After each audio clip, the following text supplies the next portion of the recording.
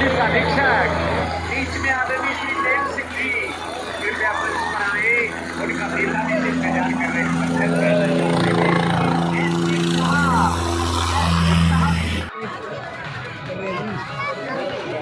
खड़े होने की जरूरत पड़ेगी तो होगे कि नहीं होगे? रूपम जगदीश रूपम धर्मर्क यूपम यतिवर्ग रूपम संसारे सारम त्रेतार्पणारम श्रीमद्नाथम सत्यम नमामि। बोलिए भैरवनाथ जी महाराज की जय। बोलिए बाबा देवनारायण भगवान की जय। बोलिए बाबा मोहन राम जी महाराज की जय। आज जिम्मेदारी बनती है कि हम प्रदेश की और देश की और क्षेत्र की कानून व्यवस्था की रखवाली करने के साथ साथ उस दूर दराज में बैठे गरीब व्यक्ति की सेवा करने का संकल्प लें जिसका कोई सहारा नहीं, जो देश की राजधानी से 100 किलोमीटर दूर झाड़ी के नीचे बैठा है, एक छप्पर उसके ऊपर है, मकान बनाने के लिए सोचता है, उसको प्रधानमंत्री आवास में योजना दिला करके उसका हम मान सम्मान बढ़ा सकते हैं, उसकी व्यवस्था सुधार सकते हैं। उस व्यक्ति को हम राष्ट्र की मुख्य धारा में जोड़ने का काम कर सकते हैं। हमें मौका मिला है राजस्थान की विधानसभा में जाने का, तो राजस्थान सरकार की लोक कल्याणकारी योजनाएं, भारत सरकार की लोक कल्याणकारी योजनाओं को उस अंतिम व्यक्ति तक पहुंचाने का काम करें तो राष्ट्र की मुख्य धारा से कोसों दूर है, उसको पहुंचा करके उसके जीवन का बदलाव लाने का काम करेंगे तो सही मायने में हमारा विधानसभा में पहुंचना सार्थक होगा। वजह से शाम के 5 बजे तक दर्शन भी करते हैं, उज्जवल भविष्य की कामना और मनौती भी मांगते हैं और प्रसादी पाकर सामाजिक चिंतन और भाईचारे की चर्चा करके अपने घरों को लौटते हैं। ऐसी देवतुल्य कमेटी के चरणों में नमन करता हूं। मैं नमन करता हूं उन बुजुर्गों को जिनके आशीर्वाद से हम और आप सब लोग इस समाज में अपनी लिए इस देश में अपनी उपस्थिति दर्ज कराने का काम करें। दोस्तों, आज हम देश की आजादी के अमृत काल में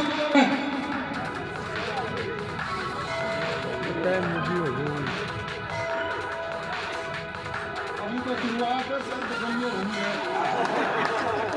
हेलो,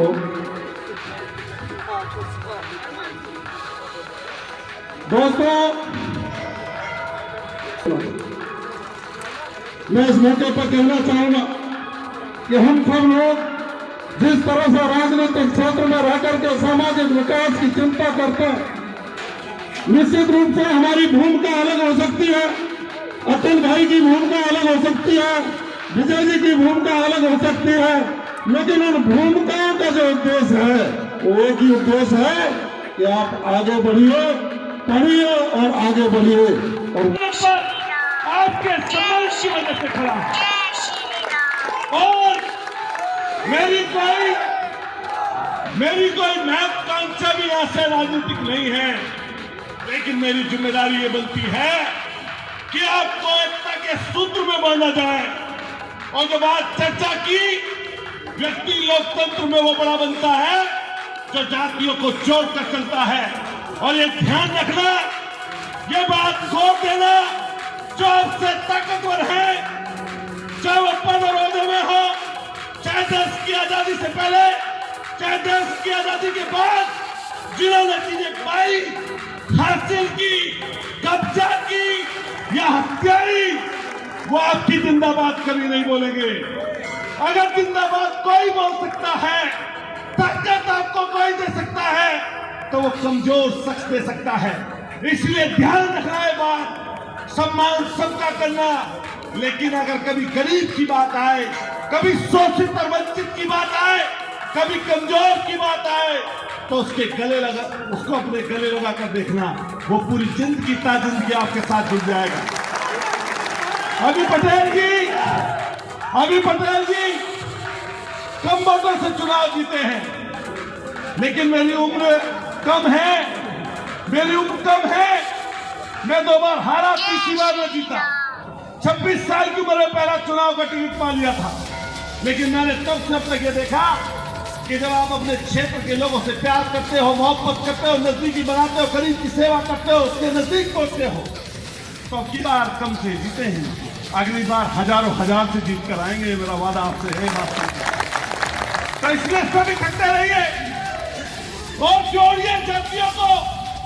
अभी जहां कर्नल करोड़ी जी की बात चल रही थी, ये बात सच है कि हमें लड़ना सिखाया, हमें इकट्ठा होना सिखाया, हमें बोलना सिखाया। ये बात ध्यान रखना नौजवान साथियों। कई बार व्यक्ति पद और ओहदे पर होता है लेकिन उसका लाभ नहीं मिल पाता। क्यों नहीं मिल पाता? वो इसलिए नहीं मिल पाता कि राजनीतिक पद और ओहदा कितना ही बड़ा मिल जाए, अगर व्यक्ति व्यवहारिक नहीं है, सामाजिक नहीं है और समाज से जुड़ा हुआ नहीं है, तो जनता को उसके पद और उसके ओहदे का कोई लाभ नहीं मिलता। सत्ता को चुनते हैं, सत्ता देते हैं, सत्ता बनाते हैं, लोगों को पद और ओहदा से मारते हैं। तो लोकतंत्र में सत्ता और विपरीतता में बात कि समाज से अपने सम्मान करिए, दूसरे लोगों को जोड़कर चलिए, मिलकर चलिए। और जो हमारे साथी ने बोली बात, बच्चों का ध्यान रखिए। जो परिवार है आपका, उससे बड़ा आपके लिए कुछ नहीं है। आजकल मोबाइल है।